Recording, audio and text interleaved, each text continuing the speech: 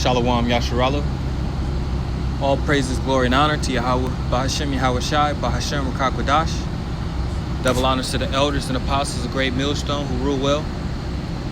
Salutations to you, Akim, out there pushing and laboring in the name of Yahweh, Bahashem Yahweh Shai. To you I say Shalom. Also to the hopeful elect, the 1/3, the scattered Israelites among these heathen nations that look just like these heathen nations, but go back to Abraham, Isaac, and Jacob. To you I say Shalom. And also to you sincere Akwath out there listening and learning, to you I say Shalom. So this is going to be a short video, a lesson about this strike that General Motors, it says GM strike day 21. UAW says talks take turn for the worse. Right. So if you've been keeping up with the automotive industry, you know that GM is striking right now because the contract for every employee was expired 23 days ago. It was like September the 14th, and basically once the contract expired, that's when you're allowed to strike. You're allowed to basically they have to renegotiate a new contract for the next 4 years. But the UAW isn't taking any bullshit right now, because these companies are billions, billion-dollar industries, man. They make billions of dollars in weeks, and they only give us chump change because they know they have that power to do it. So instead of just giving the workers the low ball, the UAW is actually stepping up and fighting for some type of extra. So I'm gonna just read this article a little bit. It says UAW says GM rejects proposal on wages, job security, pensions, signing bonuses, and other issues. Right. So GM is being stingy, man. These top executives and CEOs of these billion dollar industries and plantations, they're being stingy, man. Just like back in slavery, right? The slavery, the slave master of the plantation, he didn't want good health care for his slaves. He didn't give a fuck. It's the same thing today. All right. It says the United Auto Workers National Strike against General Motors Co. is poised to begin its fourth week Monday after negotiations took a turn for the worse over the weekend. Vice President Terry Ditz told union local presidents and chairpersons in a letter sent to Sunday. It says the UAW cannot be more disappointed with GM's refusal to recognize the experience and talent of its members. Dietz, director of union's GM department, wrote in the letter sent on the 21st of the strike that has 46,000 GM employees walking picket lines. Right, that's 46,000 employees that are not working, man. Fourth week, right? So that's 4 weeks without payment. So that means serious times are about to happen, man, because unemployment is only going to cover so much. You only get like what, $250, maybe $300 with unemployment, going from like $600, $700 a week, from working your normal hours. It says on Saturday afternoon, UAW bargainers presented a proposal to the company that addressed issues surrounding wages, signing bonuses, job security, pensions, skilled trades, and transfer rights, among others. But the company did not address the UAW's proposal on Sunday morning, and instead reverted back to their last rejected proposal and made little change, according to the union. The union's package addressed a minimum of 35 hourly proposals and 3 salary proposals in an effort to move the set of negotiations to the next step to reach a tentative agreement. Ditz wrote in an email, I don't know if that's how you pronounce his name, but it is what it is, to Scott Sandifer, Vice President of GM North America's Labor Relations. On Sunday morning, you didn't even have a professional courtesy to explain why you could not accept or why you rejected our package proposal we presented yesterday. The law and basic decency requires no less. Ditz wrote to Sandifer. Right. So, hey, they don't give a fuck, man. You know, they're being stingy because at the end of the day, they know, you know, those higher ups, they know, you know, that this place is falling, man. And these automotive industries, these plantations, right, Chrysler, Ford, and GM, you know, the big three, they're really keeping America, you know, from just completely crashing right now, man. Because at the end of the day, these vehicles make so much profit. You know, a lot of these vehicles go overseas, you know, and that's being affected by the trade wars, you know, the tariffs and the different executive orders that DJ Trump is putting out. And it's all starting to have an effect, man, right? And this strike, right, GM, one day alone is losing around $55 million for one day, you know?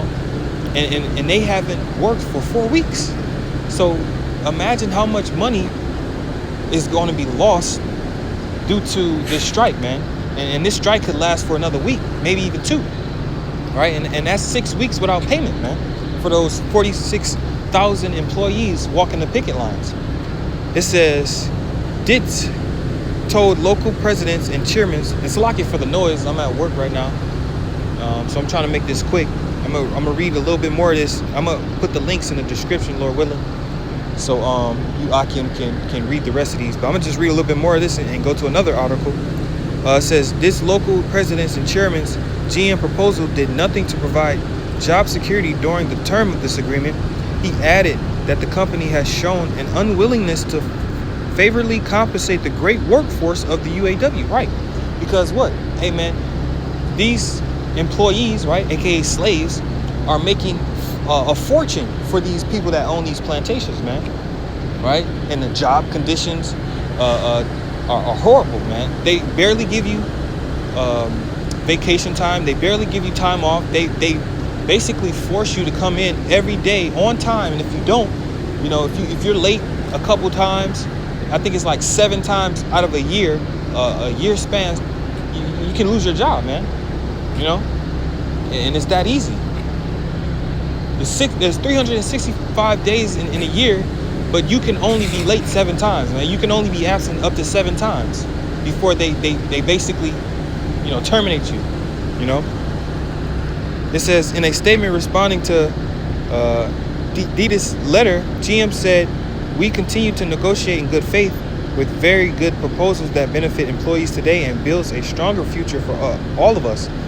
We are committed to continuing discussions around the clock to reach a resolution.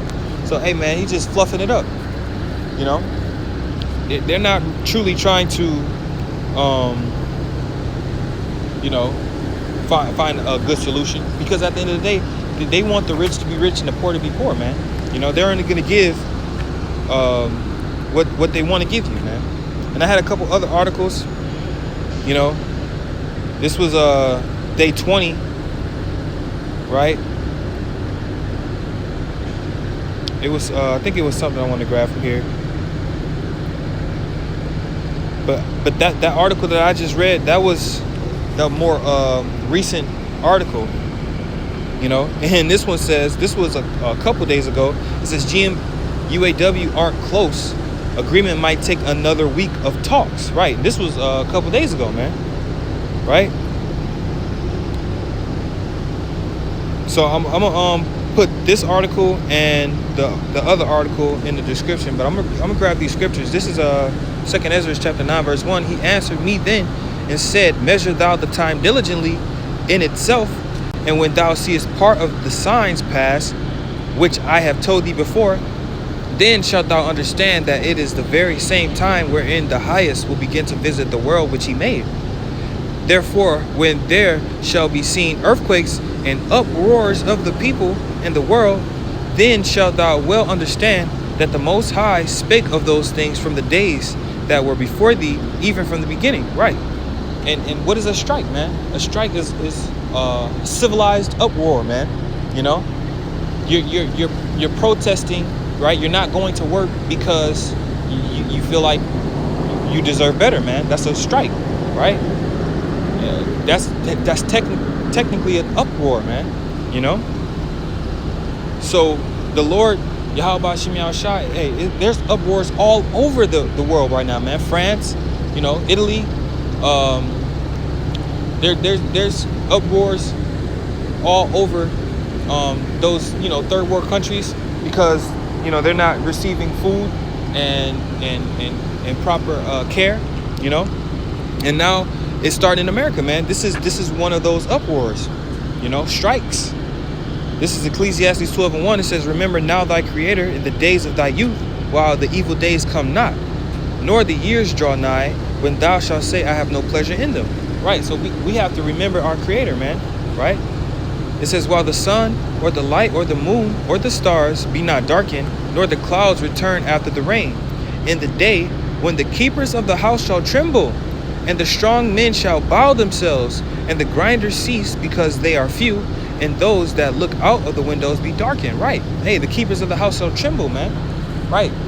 Those people at the top that have the say of how much a person gets paid or when they come in, you know, the benefits that they receive, right? Hey, they're trembling, man, because hey, who knows how long this strike can go on, man? It can go on for another month, you know, and that will really cripple the profit from these companies, because